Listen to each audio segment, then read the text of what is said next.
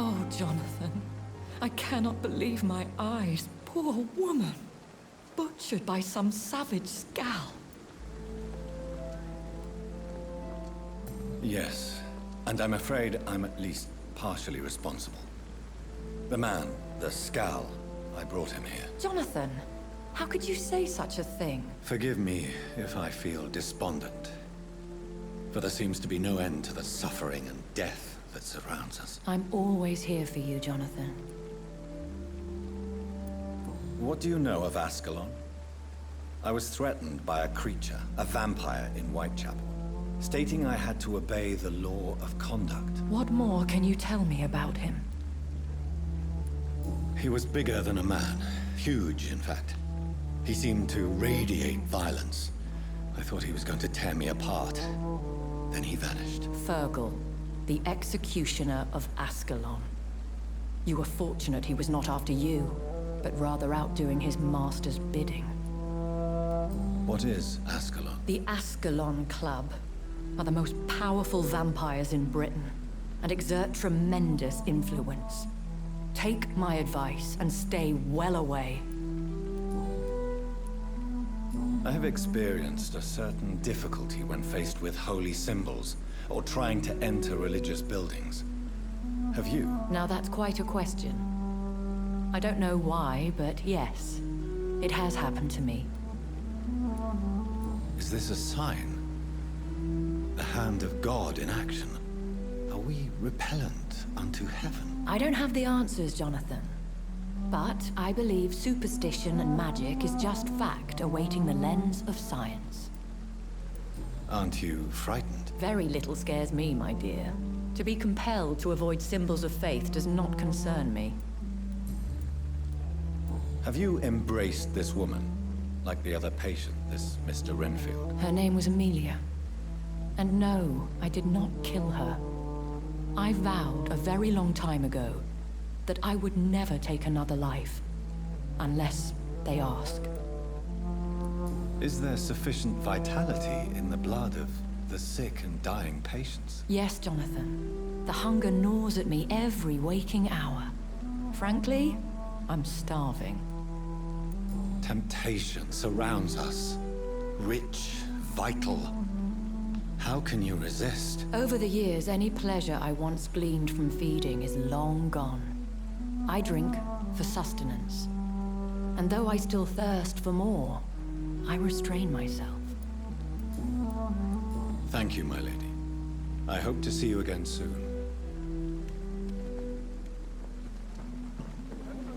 I met him in New York once. If only there were more of us, with less resignation and more determination. You look exhausted. You're pushing yourself too hard. You don't have to bear embarrassment.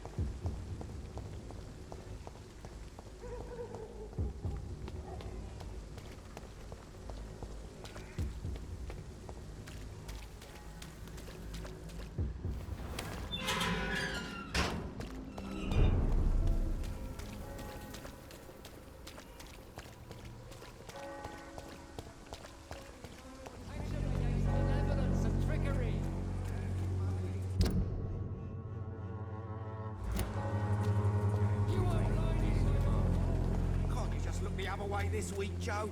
Come on, we can sort it out, right? It's not my call, Baron.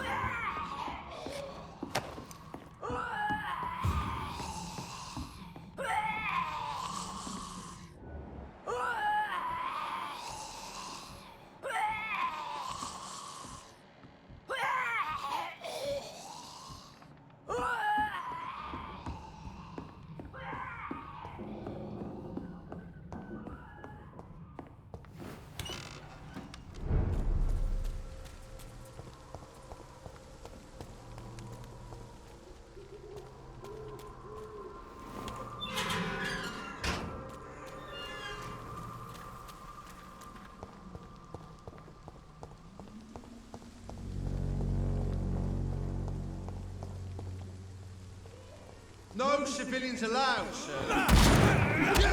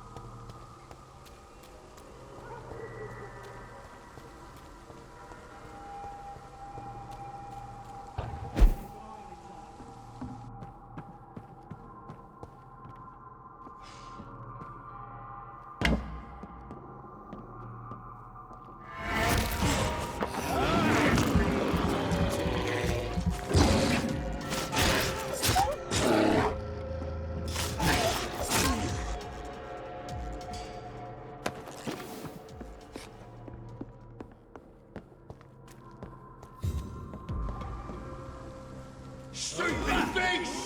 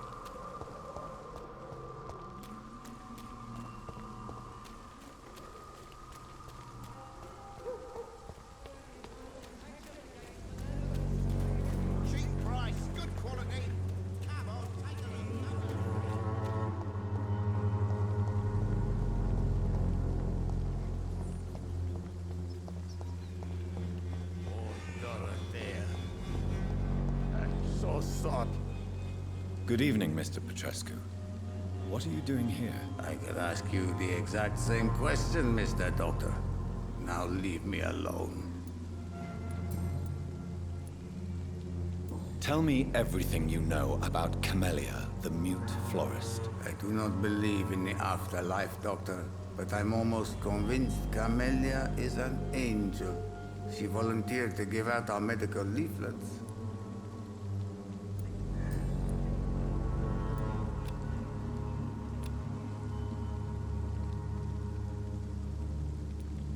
I heard what happened to Nurse Crane. How do you feel, Mr. Petrescu? Everything was going well until you arrived. Dorothea helped people and will be sorely missed. Maybe you should consider the bigger picture. We may not have the same approach, but my priority is the safety of London's citizens. So you put an end to the operation. Did you put an end to Dorothea as well? You seem to have a lot on your chest, sir. What's wrong? I heard you are a famous surgeon. Tell me, what did you do to Dorothea?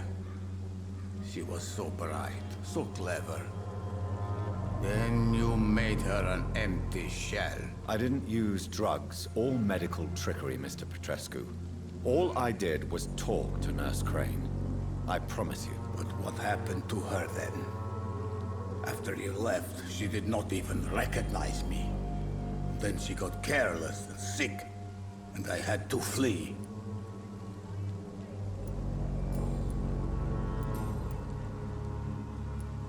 What do you plan to do now that Nurse Crane is gone? I'm not sure. Strange men came to see me after Dorothea's death, with strange weapons and very odd stories. What kind of stories? Stories all Romanian children know. It was as if I was home again. Vampires, Mr. Doctor. Vampires. You believe them? Aren't you too old to hold a weapon or listen to scary stories? Yes, I am old and alone and will die soon, but if these stories are true, maybe I have found myself another cause. Are you living on the streets, Mr. Petrescu? And why not? Those who believe they'll be safe behind walls are blind.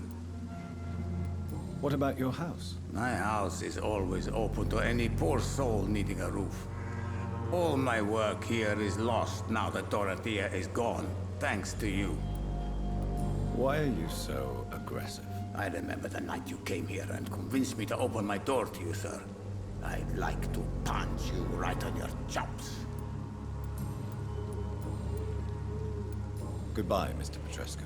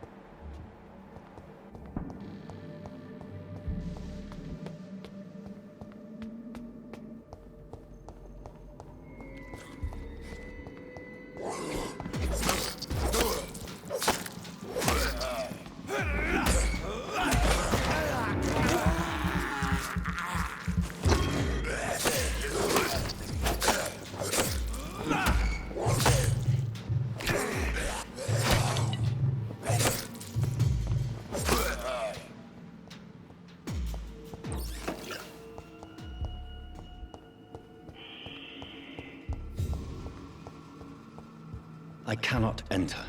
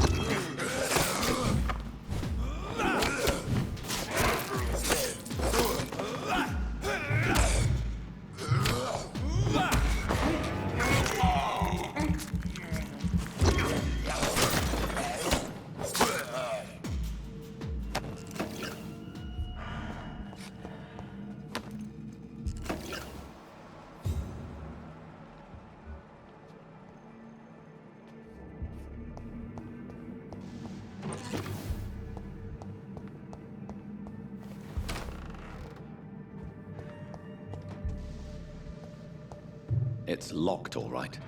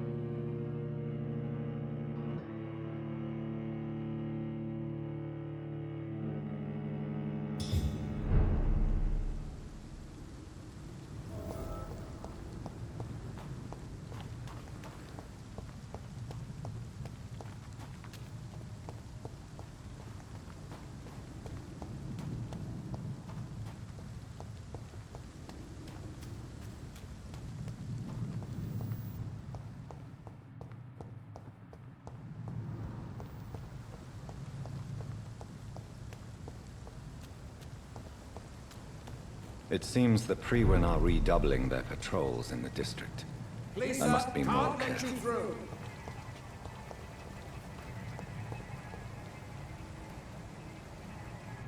This is no place for a gentleman.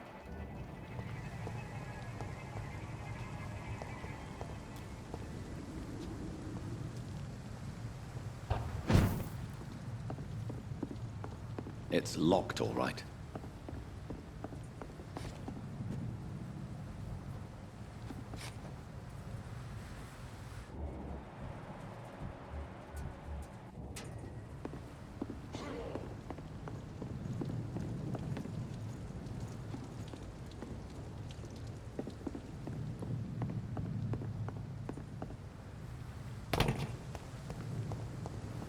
Die, vermin!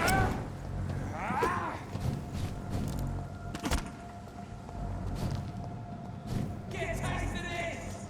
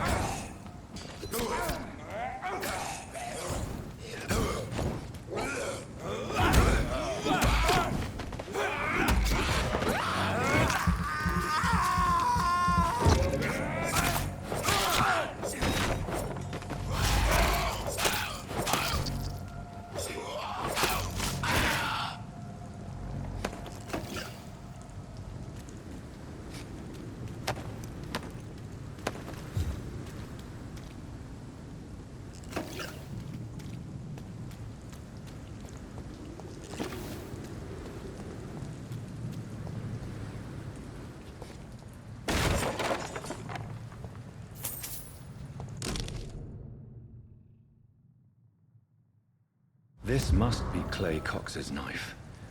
A fine blade. No wonder he wants it back.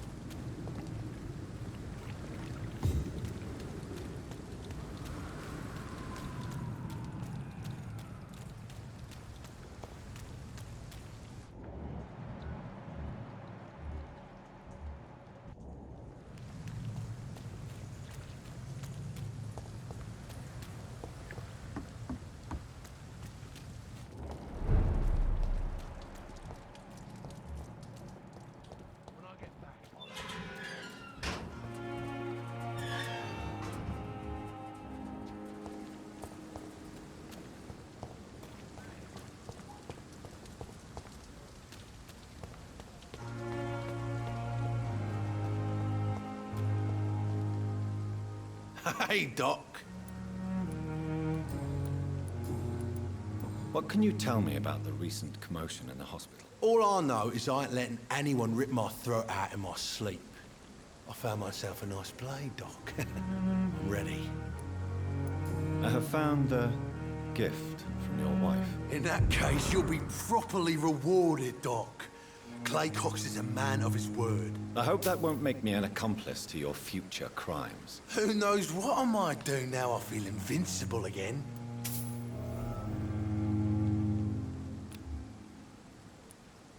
I'll leave you for now, Mr. Cox.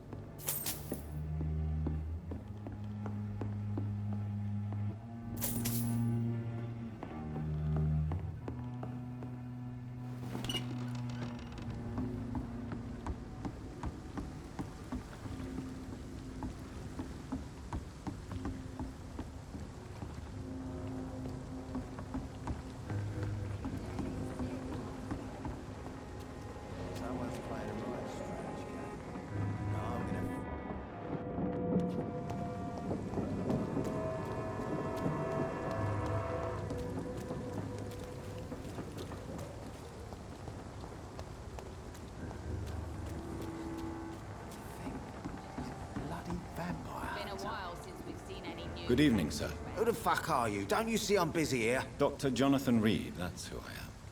And who are you? Ah, some fancy gentleman we've got here. Clear off. We don't want strangers on our streets. So you won't tell me your name, then? The name is Booth Digby. Maybe I'll ask my boys to break one or two of your bones, just so you remember it.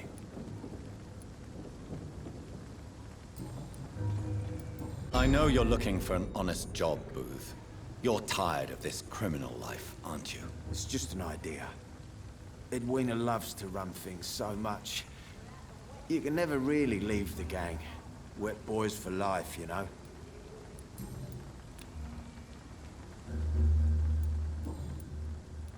Are you some kind of vigilante patrolling these streets at night? Something like that, but the police aren't in charge here. We are, see? So you're a concerned criminal, is that it? Using funny jokes about me and my boys, are you? Fuck. You must have some balls. I saw many men like you during the war, Mr. Digby. Greedy little cockroaches who feed on despair. I could kill you for saying that. But, nah. You've been a soldier. I can respect that. So, tell me about your gang, then. What? Have you got a death wish? You really want me to answer that? Well, yes. You seem so proud of your status. Why not tell me who you're working for? Oi! I'm the boss, all right? The Wet Boot Boys work for me. All of them. Situation round here is better than other districts because of us. Because of me. What can you tell me about this part of town? Things ain't that bad, thanks to us. We give people what they need, and we control this borough. Well, you're not doing a very good job. People are still dying here like everywhere else. Yeah, well, we can't be everywhere all the time. And Edwina says if we can find more guns, we could be more efficient. More efficient? Really? You should probably tell Edwina that guns are useless against diseases and infections. Incredible. You know what? You're lucky she can't hear you right now. She's more smart than patient. My sweet queen of the docks.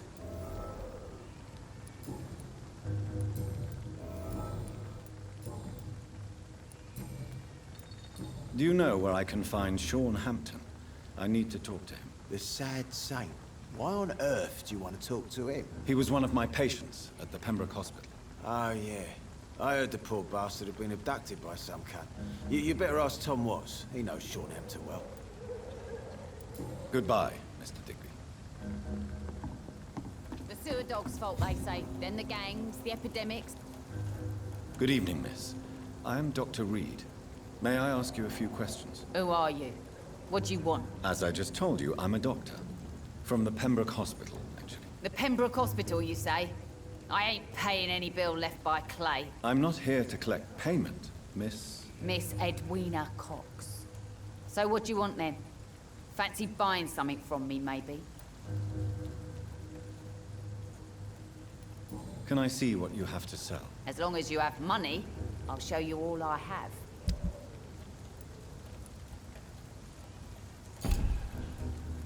Good evening. Hello again, Dr. Booth Digby looks at you with love-struck eyes. Tell me, Edwina, is the feeling mutual? You have no idea how refreshing it can be for a woman to receive all the pleasure she needs. For once. I'll take your word for it. What is it, Doctor? A woman's not supposed to talk about these things. Behind all your crude words and your attitude, I sense romance and a soft heart, Miss Cox. Romance? I have no time for such rubbish. I use Booth like I use everyone else.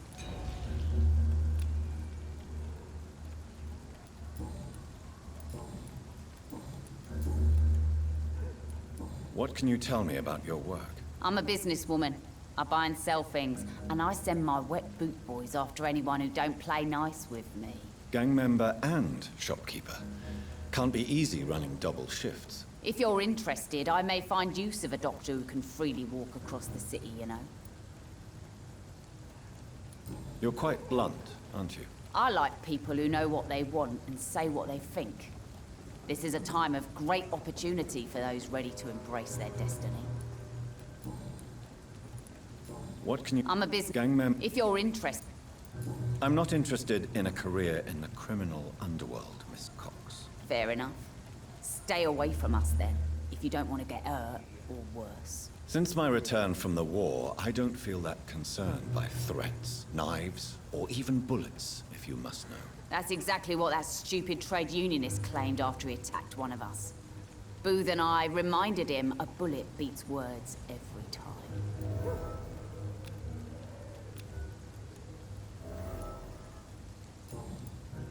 What can you tell me about this part of town? You can't trust anyone around here. As soon as you lower your guard, you can be sure some arsehole will take advantage of you. Really? Don't you think that's a little bit excessive? Bastards, all of them. This region only responds to violence and threats.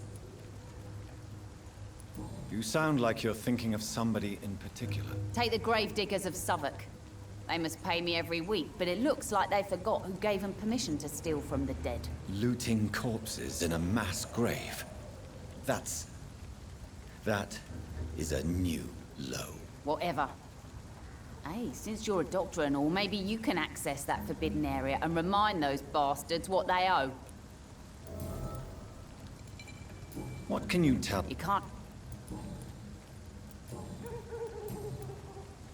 Tell me about the man you and Booth killed, Edwina. The bastard killed one of us and received retribution. There's nothing else to say.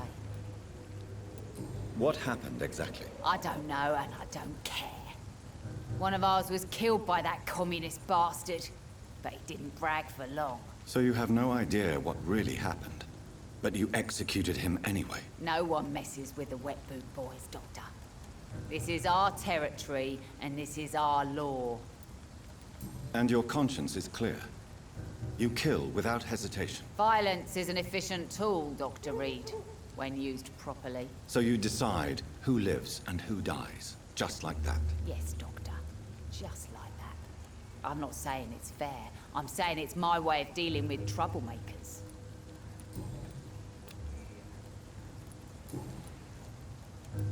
I'm looking for Mr. Sean Hampton. Do you know where I could find him? The sad saint?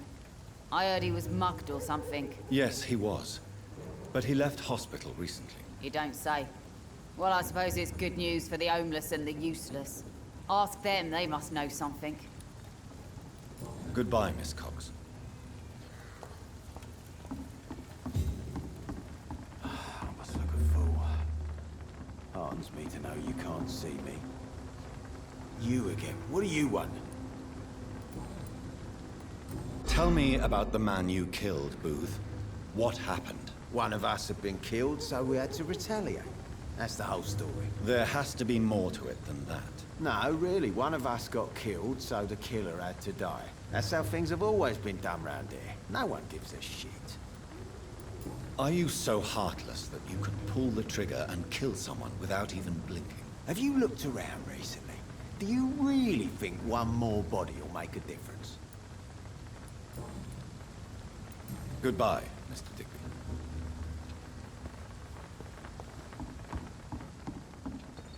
This girl and her freak principles. She's got no idea who